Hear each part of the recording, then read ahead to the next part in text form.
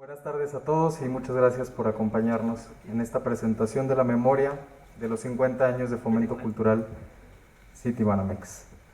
Leo brevemente las semblanzas de las personas que amablemente nos acompañan hoy. La doctora Guadalupe Jiménez Codinach es historiadora mexicana con estudios de licenciatura y maestría en Historia por la Universidad Iberoamericana y tiene un doctorado en Historia por University College, University of London, Gran Bretaña. Dirigió el programa de archivos españoles del 87 a 1991 en la Biblioteca del Congreso en Washington, D.C.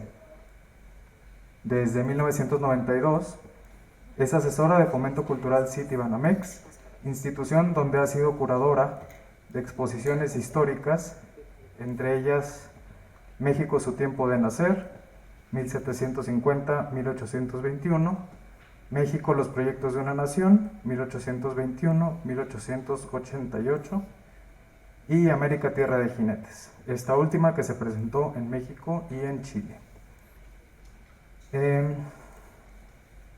Juan Rafael Coronel Rivera, en su trayectoria profesional ha ejercido los oficios de poeta, fotógrafo, narrador, ensayista, crítico e historiador de arte, curador y etnólogo, además de editor. Su labor como curador se inició en el 81 con el cargo de asesor etnográfico de la muestra Máscaras de México. En su vasto quehacer, dentro del ámbito editorial, ha sido autor y coautor de 145 libros, entre ellos Intocable, una entrevista con María Teresa Cristina Pomar Aguilar, editado en 2020, y Llegamos Hambre, poesía, editado en 2021. Con Fomento Cultural Citibanamex, ha participado en la curaduría de exposiciones como Cuando habla la luz de Graciela Iturbide, Vida y diseño en México, Artificios, plata y diseño en México, y El arte de la indumentaria y la moda en México. El maestro Pedro Mesa reside en las tierras altas de Chiapas, México, y el maestro Pedro Mesa fundó el colectivo de artistas Snajolovil en 1978 para avanzar y promover los medios tradicionales de creación de textiles regionales y culturalmente específicos.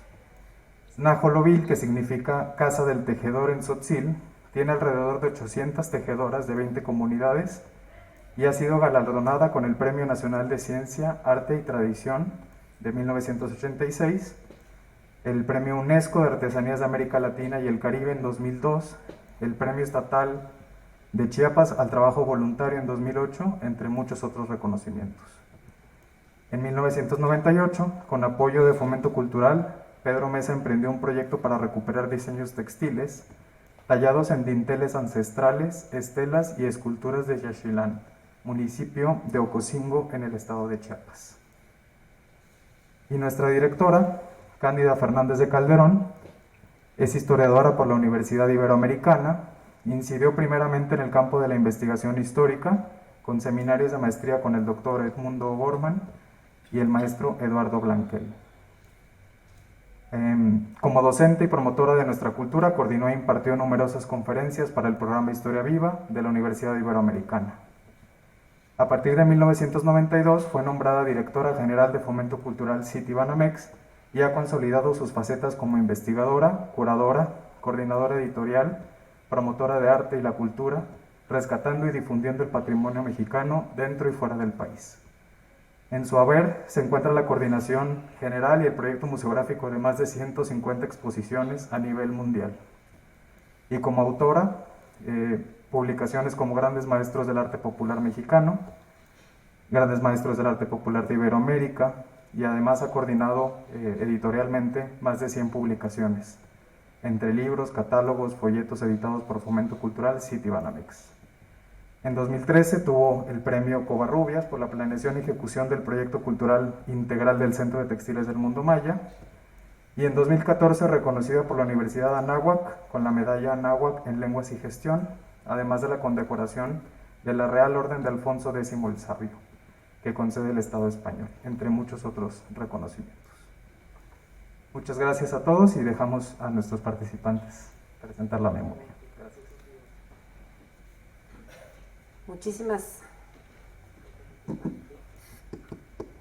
Muchísimas gracias por estar con nosotros esta tarde, en donde realmente pues celebramos con muchísimo gusto estos 50 años de vida de Fomento. Y en esta ocasión, además de la exposición que nos abraza de alguna manera el día de hoy aquí en este primer piso, que es sobre el mismo tema, tratamos también en la memoria de reflejar fundamentalmente lo que ha sido el trabajo de 50 años en Fomento Cultural.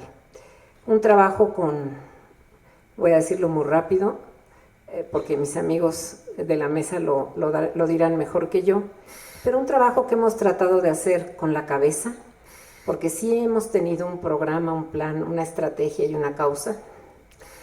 La hemos hecho con todo el pulmón, ese pulmón que viene de la fuerza de una institución que tenemos detrás, como el Banco Nacional de México, Citibanamex, y algunos de nuestros aliados que también nos dan oxígeno. Y por otro lado también con mucho corazón, porque siempre se pone pasión en lo que se hace y además sabemos de las bondades de la cultura para el desarrollo integral de las personas y de las sociedades. Y estamos convencidos de eso y con esa convicción hemos venido trabajando, convicción que se comparte también con la propia dirección del Banco Nacional de México. Dejo la palabra en este momento a Guadalupe Jiménez, nuestra muy querida curadora de muchas exposiciones y compañera de batallas. Pues muchísimas gracias a Candy, que como ven es una alumna que tuve excelente, y decía el doctor O'Gorman, que también fue nuestro maestro y mi pariente, él decía que los maestros se medían por sus alumnos.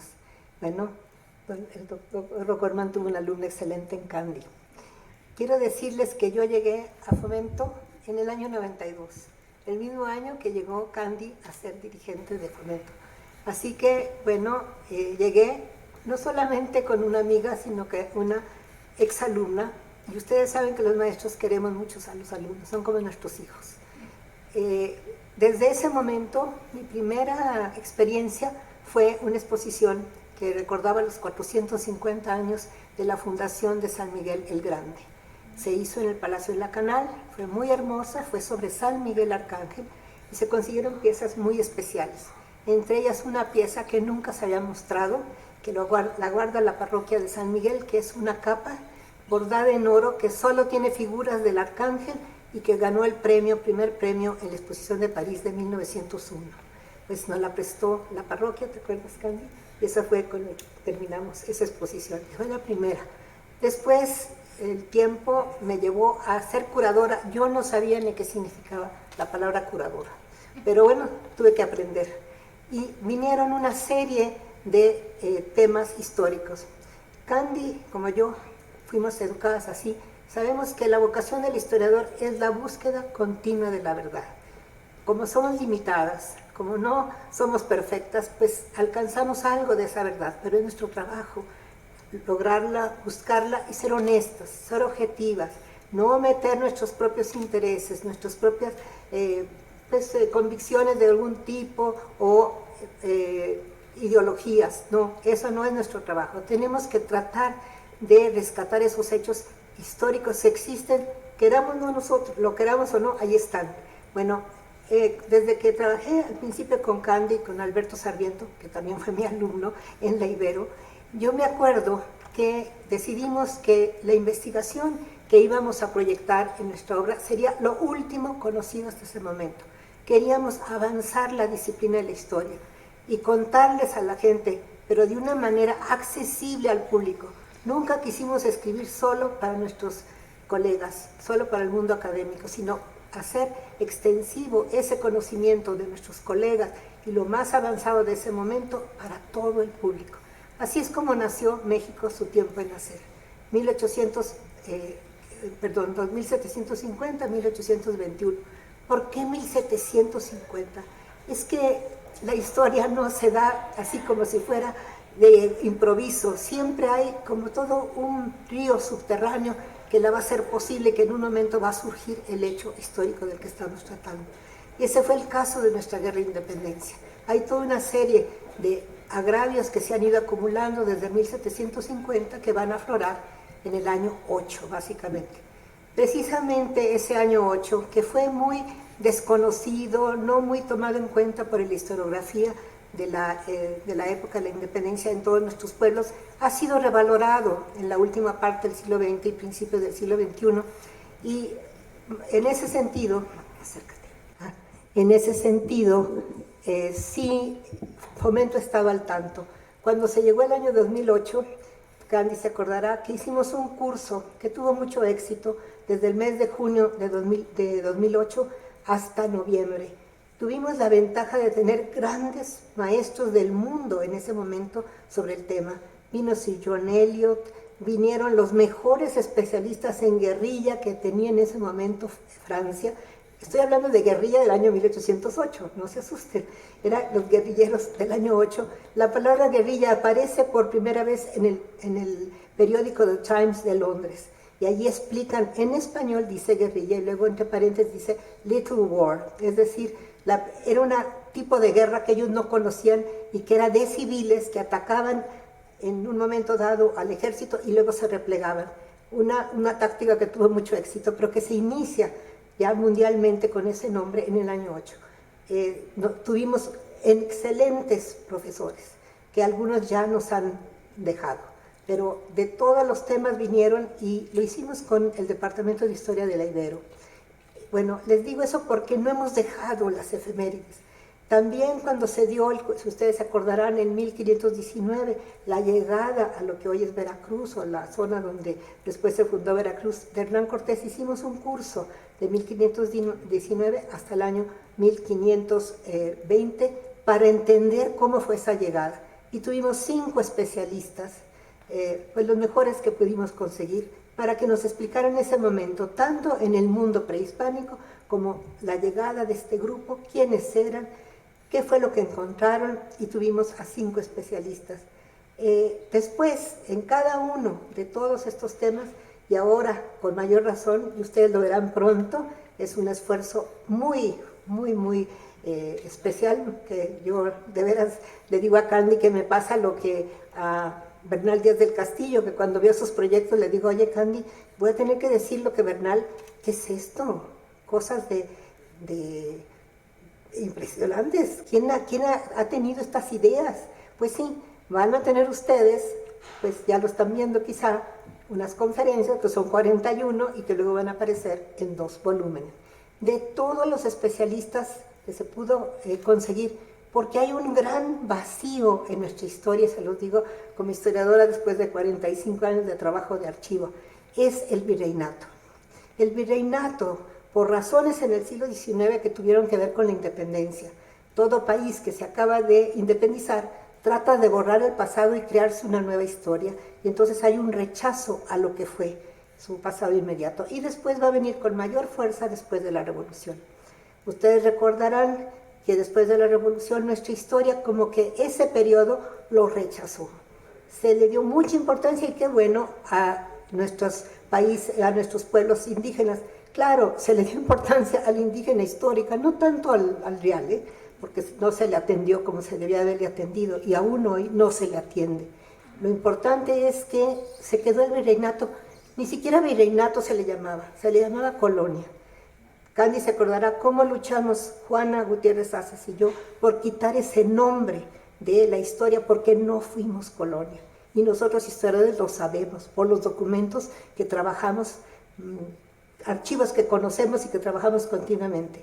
Juana Gutiérrez y yo nos fuimos a San Miguel de Allende para encontrar el libro de bautizos, porque sabíamos que había nacido un gran pintor de la Nueva España, que fue Juan Patricio Morlete, y encontramos su fe de bautismo en uno de esos libros en el año 1713, y ahí decía que era hijo de un español y de una indígena, y sus padres eran mulatos. Lo que nos indicó también al estar viendo ese libro de españoles, así es ese libro, se llama así, claro, es que todos eran súbditos españoles. A veces cometemos el error de no entender cómo se trataban esas palabras en la época, y lo que vimos es que la fluidez social era más amplia de la que nos habían dicho, como si estuvieran todos tan en diferentes grupos, no, había una gran fluidez. Y entonces Morlete, sus padrinos eran mulatos, él no lo era, él era hijo de un español y de una indígena. Y sin embargo, pues como les digo, fue uno de los grandes pintores de la época de Cabrera. Bueno, ese tipo de trabajo que tenemos que hacer para que aquí aparezca una exposición y un libro, a veces nos puede llevar 5 años, a veces nos puede llevar más, o en el caso de pintura de los reinos, con esa palabra, reinos, porque eso era, no eran colonias, pues fueron 10 años. Entonces lo que les quiero decir es que Fomento, y yo les digo con mucha pues felicidad y gusto por haber podido trabajar en ese aspecto, que la historia que hemos tratado de compartir se ha hecho con investigación, tratando de comprender la época, su sistema de valores, y no meter ni propaganda, ni intereses políticos, ni económicos, de ningún tipo. ¿Cuántas veces investigando, yo buscando objetos, había coleccionistas que me decían, si usted no habla mal de Benito Juárez, no le presto este objeto? Otro me decía lo contrario, si usted no habla mal de Maximiliano, no le presto el objeto. No, señor, no me presté nada. Yo no hablo mal ni bien de nada, y menos por obligación o por encargo. De eso fuimos y hemos sido muy cuidadosos. Entonces, quiero que piensen que estos trabajos que ha hecho Fomento, que no están hechos para colegas, si ustedes los leen, es un lenguaje basado en la investigación, pero accesible, porque también es otra de nuestras tareas. Yo quisiera además rápidamente hablar de otros temas que tienen que ver con la historia, que no se nos olvide. Uno es el premio Atanasio G. Saravia, que ya tiene, y que es muy importante decirlo, ha cambiado la historia del país, porque antes veíamos la historia de México solo desde el centro, sobre todo de lo que había sucedido en la Ciudad de México. Yo soy de Baja California y quiero decirles que mi estado no participó en muchos de los grandes problemas del país, no tuvimos nada que ver, de verdad, ni con la guerra de independencia, ni con otros muchos problemas. Otros estados tampoco. En la guerra contra Estados Unidos, de 19 estados, solo 7 participaron.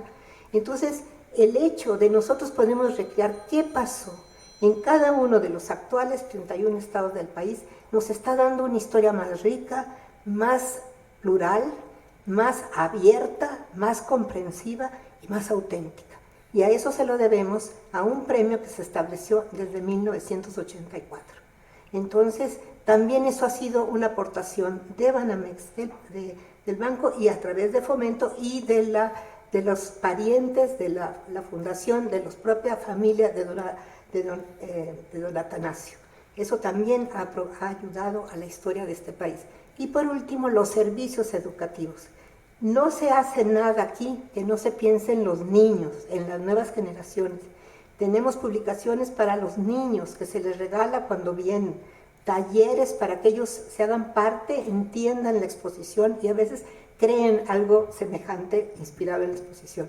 Tenemos, como les digo, y algunas historias para ellos, como Historia en Piedra, donde les contamos de una manera para niños algo real, verdadero, pero está hecho con su lenguaje y con personajes a veces ficticios, como un borreguito, un loro o lo que sea, que habla lo que no puede hablar el personaje histórico. No puedo extenderme, pero quiero decirles que eso ha sido la labor de los 50 años de Fomento, y yo le agradezco a Candy, a Alberto también, y a todos el equipo de Fomento, con el que he trabajado siempre encantada. Yo no hago las cosas solas, las hago siempre con un equipo lleno de ánimo, muy, muy heroico en muchos casos, y además todos muy contentos con esta tarea de amar a nuestro pueblo y servirlo. Muchas gracias.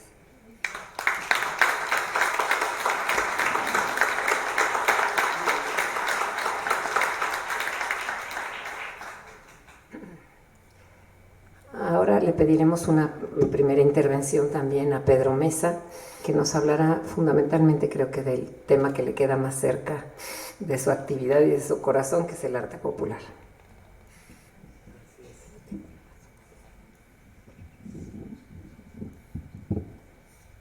Muy buenas tardes a cada uno y cada una de ustedes. Agradezco mucho a la maestra Candy y a la doctora Lupita por la exposición que han hecho. Y agradezco mucho por su presencia y la presencia de grandes historiadoras que han explicado su trabajo, su manera de ver las cosas, que me encantan. Yo también quisiera ser historiador, pero creo que no me va a alcanzar el tiempo. Bueno, paso a las palabras de la celebración de 50 años de Fomento Cultural, hoy Citibanamex. Primeramente, agradezco profundamente por este momento para celebrar los primeros 50 años de funcionamiento de grandes aportaciones de Fomento Cultural Banamex, hoy Fomento Cultural Citibanamex. Expreso mi mayor agradecimiento y admiración a los muy distinguidos miembros fundadores, a los integrantes del Consejo de Administración y directivos de Fomento Cultural Citibanamex. Fomento Cultural ha desplegado enormes resultados y aportaciones de la más alta calidad en su trayectoria de 50 años, especialmente en las áreas de investigación, restauración de monumentos de gran valor histórico, exposiciones de obras de arte, la publicación de magníficos libros, el apoyo al quehacer del arte popular y servicios educativos, entre sus más importantes líneas de acción. Los alcances y logros de Fomento Cultural han sido para beneficio directo de la sociedad mexicana y la comunidad internacional, especialmente a través de las exposiciones y publicaciones, así como por los monumentos de gran relevancia histórica, artística, rescatados. Nuestra admiración y respeto hacia el quehacer de Fomento Cultural se sustenta precisamente de nuestra experiencia individual y colectivo. Como artesanos y artesanas de los Altos de Chiapas, agrupados en Snajolobil, que significa en tzotzil la casa del tejido, nuestra participación en diferentes programas de fomento cultural data desde mediados de la década de los 1990 del siglo XX. Dentro del programa de apoyo al arte popular en los inicios, aportamos y vendimos nuestras mejores piezas. Posteriormente, Fomento Cultural apoyó uno de los más importantes programas y estudios de recreación de antiguos diseños del arte textil maya a través de la recuperación de 4 modelos de huipiles ceremoniales de la época clásica del sitio arqueológico de Yaxchilán, Chiapas. Los resultados de este programa, es decir, los huipiles, hoy forman parte de la colección de arte popular de Fomento Cultural Citibanamex. La determinación de fomentar la calidad y aumentar las posibilidades de comercialización del arte textil, recibimos de Fomento Cultural el apoyo para la innovación de colores, diseños, de nuevas piezas para la decoración de espacios contemporáneos. Tal es el caso de un conjunto de textiles decorativos que organizó, preparó directivos de Fomento Cultural en 2002. Para el concurso internacional coordinado por la UNESCO, en donde obtuvimos, gracias a Fomento, el primer lugar y que ha representado un gran impulso para la Asociación Snajolobil. Este reconocimiento, el programa de apoyo de arte popular de Fomento Cultural, es uno de los mejores programas para incentivar e impulsar la calidad de las obras artesanales y elaborar la calidad de vida de las y los artesanos del país. Hoy el arte popular mexicano tiene un líder, un gran referente que lo dignifica, lo impulsa, porque a través de las exposiciones y los libros de fomento, las y los artesanos se ven dignificados y motivados para continuar cultivando su técnica y comercializando a través de los concursos nacionales y estatales,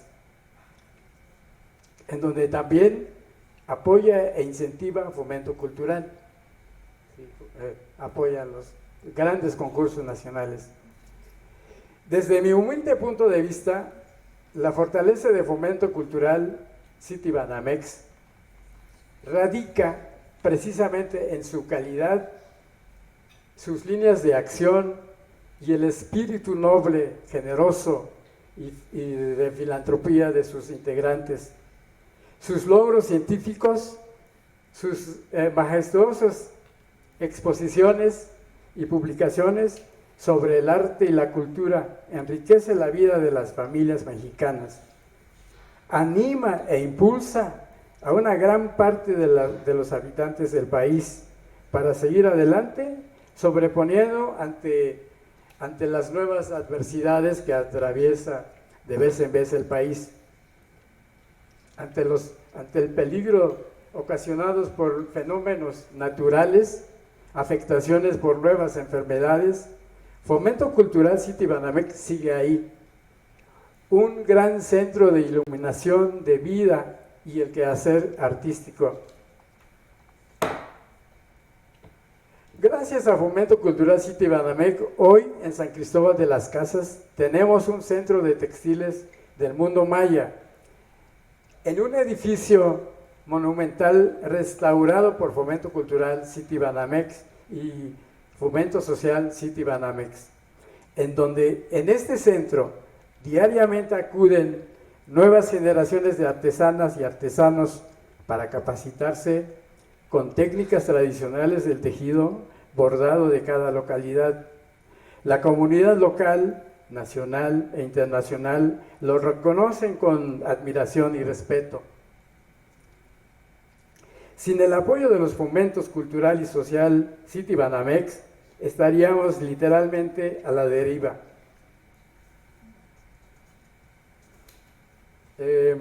Las y los mexicanos lo debemos de apoyar, su continuidad. No lo podemos dejar que se apague la luz que brinda confianza, que motiva y que es el mejor ejemplo de un trabajo refinado y brillante. Muchísimas gracias.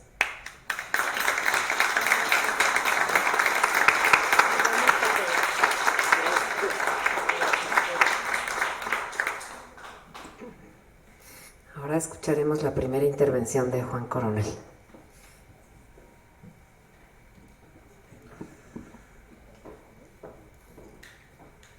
El día de antier recibí este borrador de casi 500 páginas en donde se describe la labor de Fomento Cultural Banamex. Cuando empecé a pasar de una a otra, lo que empecé a entender, dije, esto no debería de ser nada más una memoria de este tipo. El proyecto de Fomento Citibanamex debería estar contado de una manera totalmente épica. Esto debería de ser una narrativa, una novela escrita en dos vertientes. Una, desde Cervantes, y la otra por Gabriel García Márquez. Porque en cada una de las exposiciones pasan cosas completamente históricas y surrealistas. Y realmente el sentido de estas memorias sí compendia el esfuerzo, que es inaudito, de verdad, el día que las tengan en las manos, pareciera incluso que es una gran mentira. Nadie puede hacer eso, pero Candy sí. En ese sentido, una de las cosas que es primordial es que en este momento nosotros estamos haciendo historia. Aquí cuando Lupita está hablando del estado de la historia y de la función de la historia y de la veracidad de la historia, todo esto que está aquí es verídico. Y esa veracidad, una de las cuestiones es que es nuestro retrato. Una de las cuestiones fundamentales de esto es que aquí estamos todos. La historia somos todos, la historia la hacemos todos. Y esa es una de las cosas que realmente debemos de ver en este sentido. Yo, pensando en esta beta cinematográfica, de repente puedo ver a Candy en este proyecto de llevar a Villalpando al Museo Metropolitano de Nueva York. Y veo a Candy como la vería Fassbinder. Fassbinder cuando esta mujer lleva un piano por la selva tropical para que logre llegar el piano a su destino. Entonces ustedes imagínense a Candy yendo a estos conventos, lidiando con toda la estructura de los conventos para que logre sacar una pieza que ellos ven como un santo, pero que Candy está comprendiendo como una obra de arte que va a llevar a otro mundo. Entonces, imagínense nada más llegar a este convento entre la bruma, sacar el Villalpando, traerlo, restaurarlo, embalarlo, y de repente que entre por la gran puerta del Metropolitano. Esa es una película. Hay una cantidad de numeralia increíble. Por ejemplo, mi correspondencia es hablar de los libros y de las exhibiciones, pero yo siempre divago un poco, entonces los voy a ir trayendo y llevando. Y una de las cosas, por ejemplo, que es de impresionar, esto en la numeralia de las exposiciones vistas, por ejemplo, el arte de la indumentaria y la moda en México, que sigue siendo la exposición más visitada aquí en Fomento, tuvo una asistencia de 630,940 personas. Estamos hablando de que entró 2 veces la ciudad de Cuernavaca a visitar una exposición de diseño. Jamás había pasado eso en la historia de la República Mexicana, yo creo que ni de América Latina. Y muy probablemente nos podríamos comparar con los museos en los Estados Unidos, que no creo que tengan esta cantidad masiva para ver moda. Y entonces en ese sentido realmente se está estructurando una nueva percepción de la conciencia de lo que somos, porque aquí voy a tomar precisamente esta línea de las 4 exhibiciones que se han hecho en este sentido. Vivi diseña en México, La Plata, la moda y la que se está preparando sobre cerámica. Estas 4 exhibiciones de verdad han reeducado la visión no nada más del público entendido, sino del público en general. Y por ejemplo, datos que son muy curiosos. Antes de que se hiciera la exhibición de Vivi Diseño en México, que espero la hayan visto, que es una exposición que estaba realizada a base de mobiliario y del diseño primordial mexicano, no había ninguna tienda que se dedicara a vender muebles de diseño en México. Se vendía diseño italiano, se vendía diseño francés, etc. Pero no había ninguna tienda que se especializara en diseño mexicano. Ahorita tenemos alrededor de 15. Fue tal el impacto que tuvo esto que, por ejemplo, las galerías de Louis M. Morton tienen ya 2 subastas anuales sobre mobiliario. Y este es el impacto que crean las buenas exposiciones que se hacen aquí. Y esto es muy importante porque pareciera que no, pero el contenido de movimiento social de eso es fabuloso porque se recuperan los muebles, se restauran los muebles, se exhiben los muebles, se subastan los muebles, y en eso ya se está creando una línea de beneficio mercantil para una cantidad de gente que no tenemos ya ni idea, simplemente por mostrar una exhibición de diseño. En esta misma tónica de las películas, en esa exposición de diseño, mi maestra Ana Elena Malé me dice: Juan, tenemos que ir a buscar un mueble de George Nakashima a Guanajuato.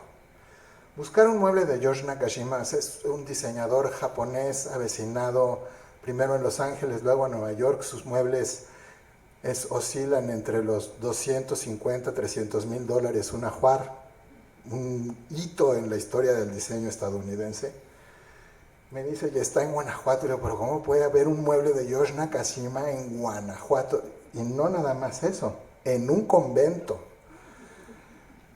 Pues nos dimos a la tarea, que estas es las funciones de la investigación, y ahorita paso a la parte de la investigación, de ir a buscar el convento, y fuimos a dar al monasterio benedictino de Nuestra Señora de la Soledad, un monasterio de hombres. Y resulta que George Nakashima visita Guanajuato y a estos benedictinos les regala el atrio, la mesa atrial, ¿se llama? La mesa atrial. Y entonces de repente son estos 6 monjes a la usanza. Yo no había visto monjes, yo pensé que ya no se vestían así, de hecho. Cuando entré y vi a los monjes dije, uy. Y entra Ana, ve el mueble y se tira en 4 patas enfrente del mueble con los monjes de frente, y de repente nada más veo que todos se dan la vuelta para darle la espalda a Ana, porque Ana estaba tirada en 4 patas revisando la marca del mueble, y los curas estaban verdaderamente, nunca habían visto eso, jamás se había atrevido nadie a hacer eso en su convento. Entonces esas son las historias que tienen esta función de la investigación. Lo que también aprendimos ahí es que los monjes estaban haciendo un tipo de mobiliario basado en este diseño de su mesa atrial, que esa es una cosa muy interesante. La cuestión, como estaba ya hablando Lupita, de las investigaciones de las muestras, no es poca cosa, de verdad. De repente resultan tareas épicas. Yo recuerdo, yo entré a colaborar con Candy, me trajo mi maestra María Teresa Cristiana Pomar Aguilar, que no Cristina, Cristiana, lo que me daba mucha risa porque ella había sido fundadora del periódico El Machete, un periódico comunista, y se llamaba Cristiana, entonces ahí me daba, siempre yo la toreaba con eso un poquito. Entonces un día me dice, compañero, vamos a hacer una exposición para Fomento, y ahí entré en 2003 para hacer una exposición sobre textiles de Guatemala, que se presentó en el Museo Nacional de Antropología con un éxito inusitado, y que fue lo que le dio. Candy presenta por primera vez esta extraordinaria colección que ya tienen ustedes de textiles guatemaltecos, más la investigación, y para eso yo ingenuamente dije, voy a ir a Guatemala en coche, porque tengo que conocer bien Guatemala. Entonces ustedes imagínense, la Ciudad de México, Guatemala, hacer una investigación de 2 meses, no financiada por el banco, esa sí me la financié yo, después ya me tomaron confianza y ya me empezaron a dar dinero, porque al principio decían, ¿y este? ¿No? Bueno, el caso es que todo eso es lo que realmente hace la pasión histórica y la pasión de desarrollar realmente los proyectos. Por ejemplo, esto de que les digo que estamos haciendo historia, con el paso del tiempo, los 4 volúmenes de los libros del maestro Toledo, cada vez se va a entender que son una ave rara totalmente. Va a ser imposible que se financie un proyecto de esa manera, de esa envergadura. Tomamos más de 14,000 imágenes en una computadora, vaciamos datos, me peleé con el maestro, me contenté con el maestro. Candy es la única vez que la he visto enojada y de veras no se los recomiendo. Estaba fuera de sí cuando me dijo, ¿qué estás haciendo? El caso es que las investigaciones tienen todo eso, porque están hechas por gente, con gente, y todo se mueve, todo ese sentido de las pasiones. La idea última es que, por ejemplo, esos 4 volúmenes son literalmente la Biblia para estudiar al maestro Francisco Toledo. No va a haber otra, no va a haber una entidad que se pueda gastar ese papel y ese empeño y esa imprenta, y con los precios ahora, es imposible realizarlos. De eso, bueno, hay muchísimas cuestiones de orden editorial, porque han de saber que el éxito editorial del banco es Haciendas de México, un libro que se ha tirado 42,000 ejemplares. También Grandes Maestros del Arte Popular, 38,000 ejemplares. De verdad, tengan en la mente nada más los volúmenes de papel, ya dejen de los libros, son toneladas de papel traídas o compradas para hacer las ediciones, que realmente son de divulgación. Hay libros hechos por Fomento que ya son un hito para poder empezar con un tema. Muchos, ¿no? Y hay otros libros de una elegancia absoluta, de un sentido editorial que tiene Candy, guiada, ayudada por Carlos Monroy, que, por ejemplo, Frida de Frida, es realmente una joya editorial.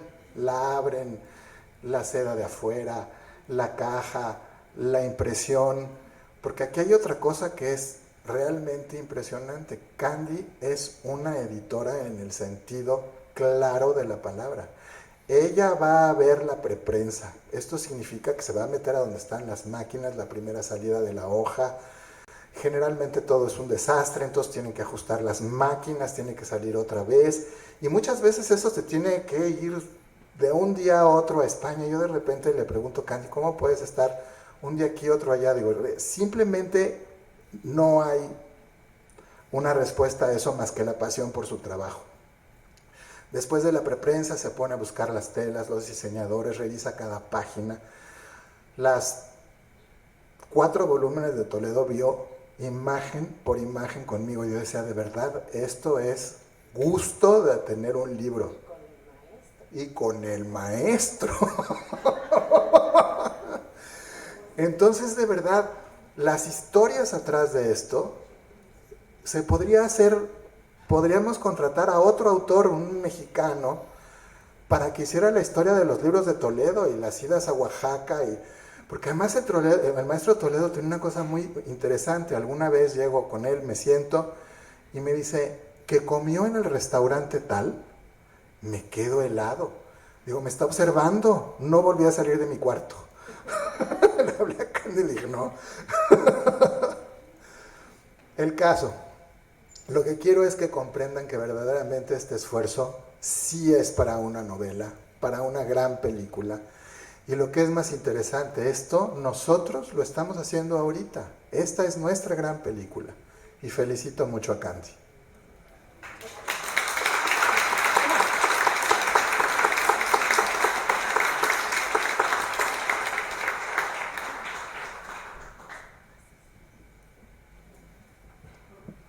Bueno, yo creo que aquí se han tocado varios de los temas de nuestras líneas de acción, que son las que se presentan a lo largo de la memoria. La memoria tiene una presentación general en donde se habla de la vocación inherente que heredamos del Banco Nacional de México y su compromiso con el cuidado del patrimonio. Estamos convencidos que el hecho de haber nacido en una casa histórica como fue el Palacio de los Condes de San Mateo Valparaíso, pues llevó de la mano a la institución del Banco Nacional de México a empezar a comprar, a vestir y a tener en la casa las piezas que tenían la propia dignidad de la casa, y yo creo que así empezaron sus colecciones.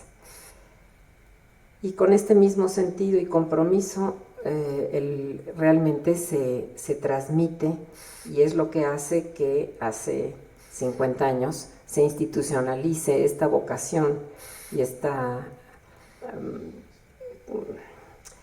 convicción también del valor de la cultura, y se pone como parte de lo que son este sentimiento y esta alma del propio banco.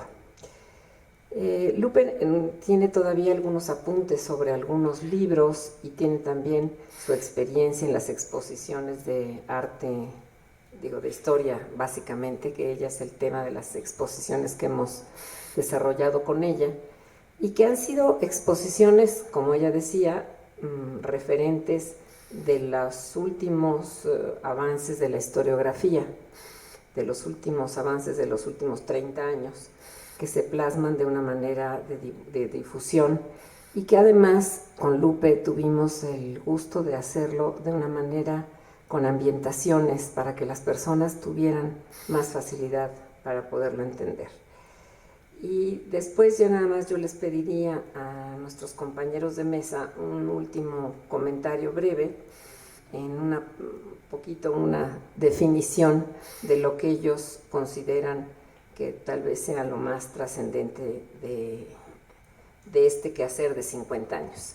Esta publicación tendrá un par de de versiones. Tendrá una versión larga y que va a tener como vehículo el mundo cibernético, que la subiremos hacia el 22 de septiembre ya en nuestras redes, con la numeralia que está acompañándola, en los listados de exposiciones, las relaciones de exposiciones, que algo se mencionó para los que vieron el video hace un rato, pero que bueno, que no dejan de ser realmente importantes, porque pues se dice muy rápido, 619 exposiciones en 50 años, pero si le sacamos promedio por año, pues son muchas.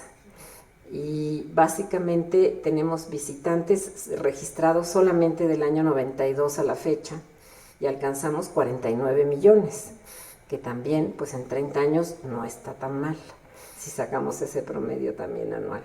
Entonces realmente sí tenemos el privilegio de que el banco nos dota de las capacidades y de las herramientas y nos dio esta casa maravillosa para podernos expresar y para poder tener contacto con el público. Estamos muy cerca de la gente, sí tenemos mucho el cariño y el conocimiento de la gente, porque somos una fundación de primer piso que tiene las puertas abiertas a la calle y los brazos abiertos a la gente, y eso nos hace muy cercanos. Y pues todas estas reacciones de apoyo a la conservación de nuestras colecciones y todas estas, no es más que el que la gente a lo largo del tiempo, con el contacto que ha tenido con estas colecciones y con nuestros propios edificios, que todos tienen estos edificios históricos, están abiertos a la gente, pues lo hacen un poco suyo, y por eso les preocupamos, y por eso también les gusta y vienen y nos visitan. Pero bueno, es un privilegio el poder tener una casa como el Palacio de Iturbide para poder expresar estos temas que hemos venido escogiendo con ciertos criterios, de donde veíamos que había necesidad o falta de cierta investigación y que había mucha calidad detrás y que valía la pena el desarrollar, como es la pintura virreinal o como son los grandes maestros del arte popular, que ahí además pues tiene el factor de tener un impacto social inmediato, porque trabajamos no con una pieza de arte, sino que además trabajamos con una persona que hace una pieza de arte. Lupita, no sé si quieras platicarnos algo más, y luego les pediremos en otros minutitos muy breves, tanto a Pedro como a Juan, nada más un pequeño colofón para ya despedirnos. Cuando uno entra al catálogo de World Catalog Register para decirnos en cuántas bibliotecas se encuentran los libros de fomento, se queda uno impresionado de la difusión de estas obras, que la mayor parte, si ustedes conocen muchas bibliotecas en el mundo, están en la sección de referencia, que es la sección que pone la biblioteca a disposición de cualquier visitante para que se oriente por dónde empezar en su biblioteca. De 384 publicaciones existentes de fomento, se encuentran en 2.528 bibliotecas. Si ustedes ven los nombres de esas bibliotecas, están en los 5 continentes.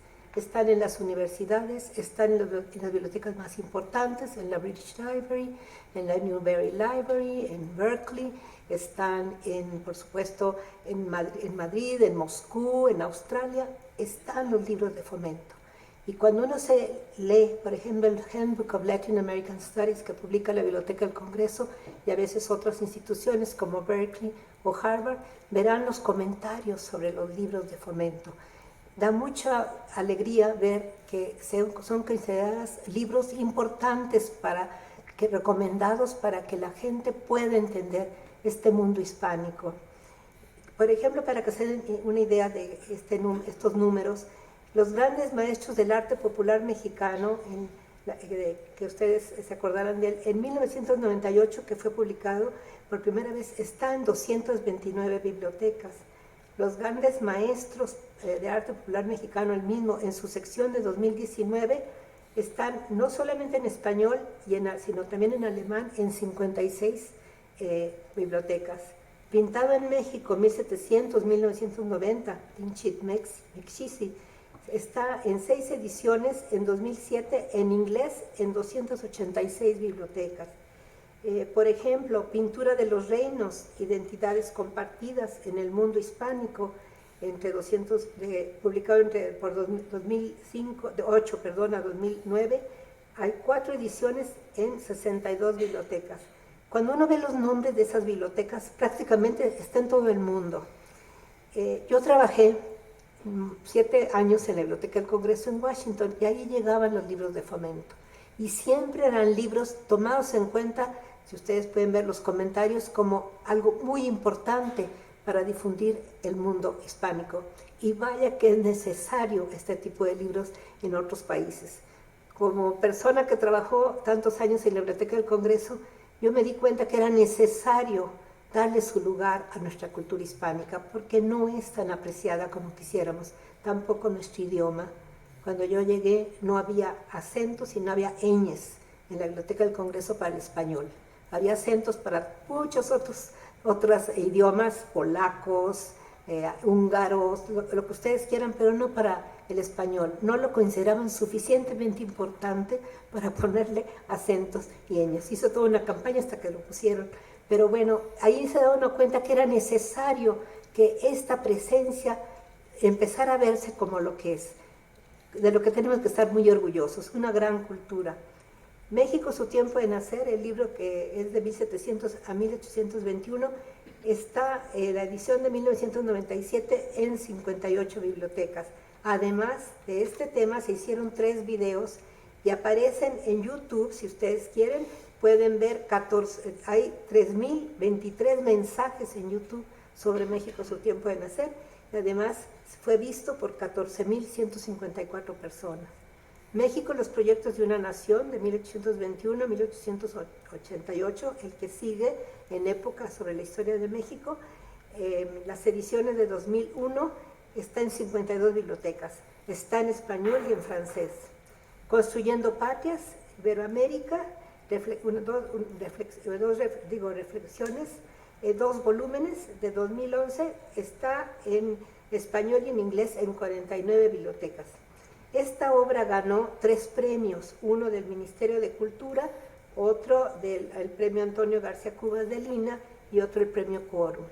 Fueron 2 volúmenes en donde tuvimos la satisfacción de tener a grandes historiadores del mundo, entre ellos a John Eliot, que me decían, lo tuve que ir a ver a Oxford y estarme todo el día en su casa para convencerlo que nos diera su texto, porque ya le había dicho al Colegio de México que no, que ya estaba muy cansado y ya no daba ningún texto. Pues yo me fui, me esperó él en la estación de ferrocarril y ahí me llevó a su casa, me estuve todo el día con él, comimos, tomamos té y finalmente nos dio un texto, ¿verdad, Candy? Entonces había que hacer eso lo hice muchas veces.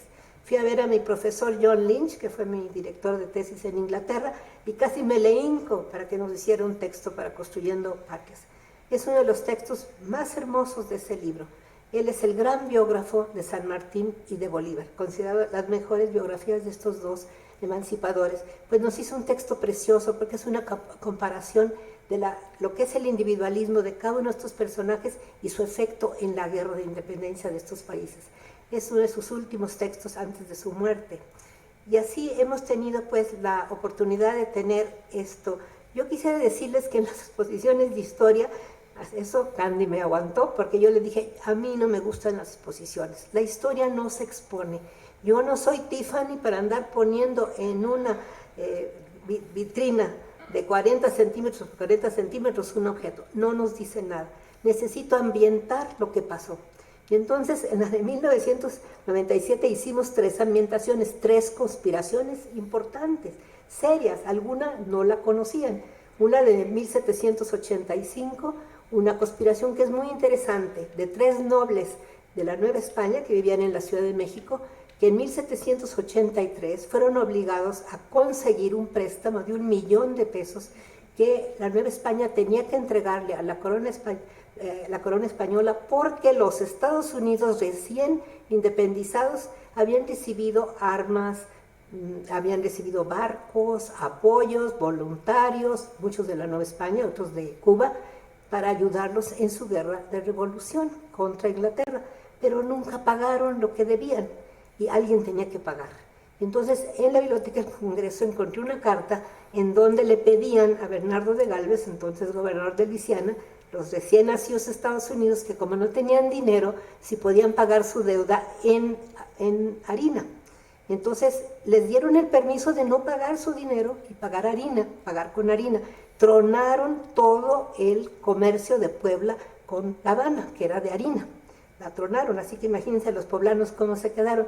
Pero lo más chistoso de esto fue pues que no pagaron. Entonces estos tres nobles que tuvieron que hacer esa organización de ese préstamo estaban furiosos. Entonces en 1785 conspiran, y estos papeles están en archivos en Inglaterra, ahí los revisé, y estos tres nobles le piden permiso al rey de Inglaterra que les permita comprar armas en Jamaica, y están dispuestos a hacer un ejército de 40,000 hombres, no sé cómo lo iban a hacer, pero ahí lo dicen. Bueno, estos tres les hicimos toda su sala de 1785, cómo podía ser una sala de conspiración en la Nueva España, en la Ciudad de México, de 1785, y pudimos conseguir el retrato de uno de los conspiradores, que lo guarda el Museo Nacional de Historia del Castillo de Chapultepec. La segunda ambientación fue la casa, bueno, el cuarto que existe todavía en San Miguel de Allende, de la conspiración de la Junta Clandestina de San Miguel. Era una junta muy importante, tenía más de 60 miembros, y en un entrepiso se reunían, y todavía queda la puerta que tiene unos números misteriosos que nunca más he entendido qué significado tienen, pero están ahí todavía. Pertenece a una familia que me daba permiso de entrar y llevar a la gente a ver dónde se habían reunido estos conspiradores. La armamos igualito, y familias de San Miguel antiguas me prestaron objetos de esos conspiradores. La armamos tal cual, como pudo haber ser más o menos esa salita. Después hicimos otra, que era la casa de Francisco de Miranda en Londres en 1810, el gran conocido por toda la América Española como el gran promotor de todas las independencias. Él vivió 20 años en Inglaterra, y su casa en Londres, yo la conocí, hoy le pertenece a la Embajada de Venezuela, y allí fui, y entonces pudimos hacer aquí una sala como la tendría Miranda. Pero tuvimos una suerte increíble, no sé si Candy se acuerda. El Museo de San Carlos tiene un cuadro que yo cuando lo vi, de plano lloré de emoción. Tiene al amigo de Francisco de Miranda, al que era el secretario, bueno, no era secretario, el ministro de la tesorería inglesa, está ahí, pintado por un gran pintor inglés que regaló ese cuadro Inglaterra-México, creo que en los años de López Mateos. Me lo encuentro y era el amigo de Miranda, que apoyó esos proyectos de independencia, me lo prestaron y lo pusimos en esa sala de conspiración de Miranda. Todos los objetos que pusimos ahí eran de la época de Miranda, que es un caso muy interesante, porque anduvo en todas partes, estuvo en la revolución contra Inglaterra de los Estados Unidos, fue revolucionario francés.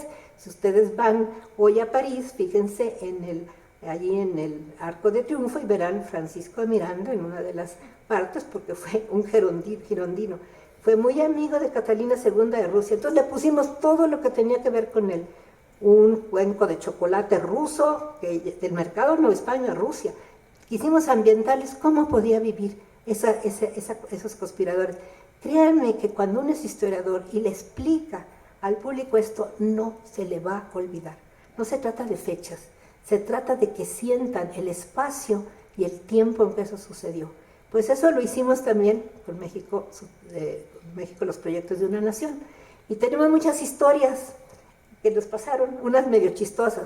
Cuando yo le pedí al Palacio Real de Madrid que me prestara qué era lo más importante que representaba la monarquía española, a la cual pertenecimos por 3 siglos hasta 1821, me dijeron los curadores de Palacio, pues el trono. Préstenmo, les dije. Nunca lo habían prestado ni en la propia España. Y ahí venimos con el trono de Carlos III. Lo más chistoso es que fue al aeropuerto en Madrid con la Guardia Real acompañando el trono. Ahora van a ver por qué. Y después que llegó con la Guardia Real y lo subieron al avión, llegó aquí a México a las 11 de la noche, ¿te acuerdas, Carmen?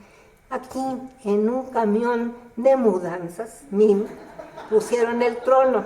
Y ahí viene, y aquí lo recibimos en el palacio. Ninguna guardia. Un correctísimo camión de mudanzas. Sí, por favor. Pero de Con mudanzas. control de temperatura.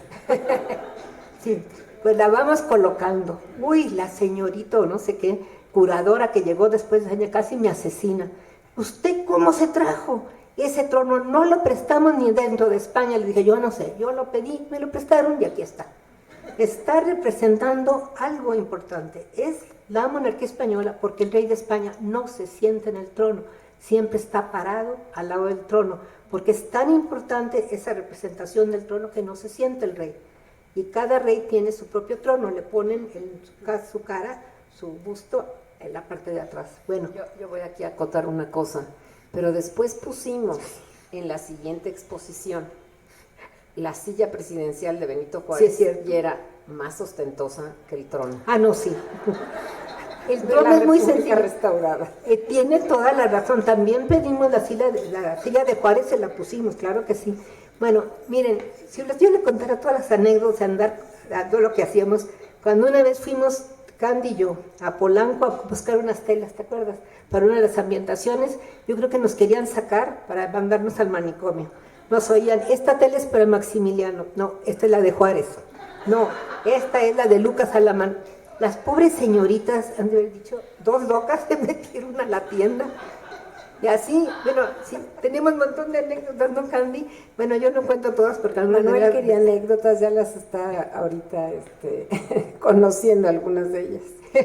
No, la verdad, porque miren, lo que pasa es que, como dice Candy, esto tiene mucho que ver con el amor que uno le tiene a la investigación. Y la investigación lo lleva a hacer uno cosas increíbles, pero a veces las consigue precisamente pues porque tiene uno mucho entusiasmo. Y finalmente, pues sí, estuvo, me acuerdo, ¿te acuerdas del maestro Manrique, pobrecito? Cuando vio que estaba el trono, aquí, dijo, yo me siento en el trono. Le dije, no, maestro, ni el rey se siente en el trono. No lo haga porque yo prometí que lo vamos a cuidar. Fue y se sentó. Es la venganza, dijo, de los jesuitas, porque Carlos III los expulsó. Pobrecito, porque a la semana, ¿qué le pasó? A la semana le dio así, se puso muy mal y ya no volvió a hablar bien. Y todo el mundo decía, la venganza de Carlos III. No, cada pieza que les contemos, y yo les puedo decir que Candy, todo el equipo, barríamos, planchábamos, ¿no es cierto, Candy? Todo, porque teníamos que dejarlo todo perfecto. Bueno, pero fuimos, miren, yo siempre he dicho que no podemos presentar la historia en vitrinas, que cada objeto tiene un ambiente en el que existió y que nos dice mucho. Y cuando se hizo México, los proyectos de una nación, volvimos a hacer lo mismo. Hicimos una cocina del siglo XIX basada en puros dichos. ¿Vale? Bueno, rápidamente, vino la reina Sofía y me hablaron. Yo estaba en Chambers comiendo, oye, vente porque está la reina y tiene alguien que darle explicación. Ahí vengo. Me dice la embajada, tienes media hora. Bueno, dije, pues esto dura más, pero bueno. Y me decía la reina, tú sigue. Nos quedamos hora y media. Y cuando estuvimos en la cocina me decía, oye, pero muchos de los refranes que dices en que basaste esta ambientación también se dicen en España. Bueno, es que muchos vienen de España, la verdad. Pero le encantó. Y me dijo, oye, ¿te gusta mucho la historia? Y dije, me encanta su majestad, de veras que me gusta. Así que nos quedamos platicando y ella preguntando de todo, se interesó muchísimo. Este tipo de trabajo, quiero decirles que lo hace uno con mucho amor, pero recibe uno mucho más. ¿O no, Carmen? De veras, la respuesta del público, no me olvido las páginas que escribió María Félix cuando vino a una de nuestras exposiciones. Tenía una letra de ese tamaño. A ti te lo dijo, pero a mí me lo escribió 2 veces. Estos mobiliarios son dignos de mi casa. María Félix. ¿Te acuerdas? Bueno, no les contamos más, pero lo que queremos decir es que sientan a que Banamex, City Banamex, en realidad ha sido una institución que se ha acercado lo más posible a lo que somos los mexicanos, nos ha representado, y de lo cual tenemos que estar muy orgullosos, y seguir manteniendo ese amor a nuestra cultura, a lo que somos, a nuestra identidad. Yo pienso que cuando veo el colorido del arte popular, cuando veo nuestra historia, que no es la que nos han contado, y se los puedo decir después de 45 años de archivos, es muy diferente, es mucho más rica, más compleja y de muchos valores que no se dicen. Pues los invitamos aquí a seguir con lo que viene y con todos los proyectos que tiene Candy para Fomento, y que yo espero que continúen por muchos años más, aunque nosotros ya no estemos. Muchas gracias.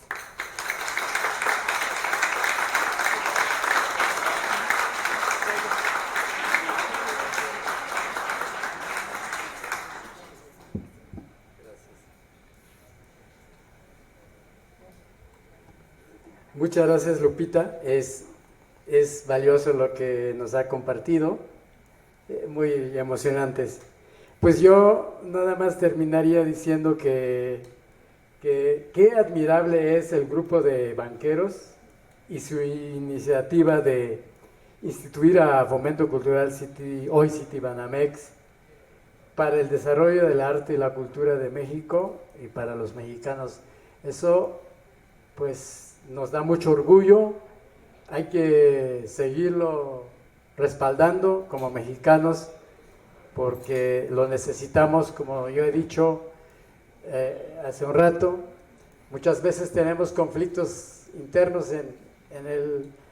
en algunas partes del país y lo que más necesitamos es una casa llena de luz y de sabiduría, y eso está aquí en la Casa de Fomento Cultural hoy Citibanamex. Muchas gracias.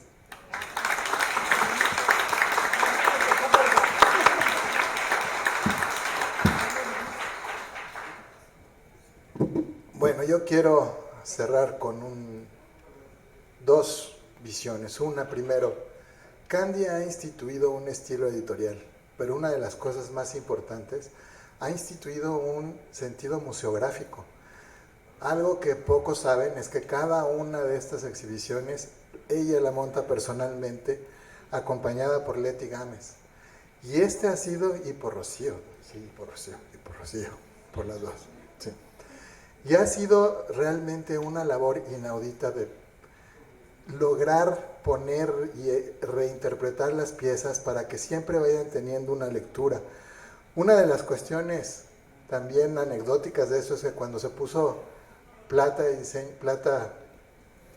en México, eran más de 3,000 piezas unitarias que se tenían que limpiar porque la plata se oxida. Entonces terminaban de limpiar una vitrina y empezaban a limpiar la otra. Entonces tenían las noches, cuando se cerraba, abrían todo. De verdad yo tenía pesadillas de ver a Leti enloquecida de un lado al otro con el equipo, tratando de que todo aquello brillara otra vez en su esplendor. Hay cosas que son fantásticas, de verdad. Aquí tenemos una imagen de la exposición de Marín, que fue también fabulosa y una de las más taquilleras, la tercera más taquillera. Y todo eso realmente se logra con todo ese sentido de la pasión. Y en algún punto, así como se hablaba de don Fernando Gamboa y la museografía estilo Fernando Gamboa, en un futuro se va a hablar de la museografía y el estilo de Candy Fernández de la museografía. Muchas gracias.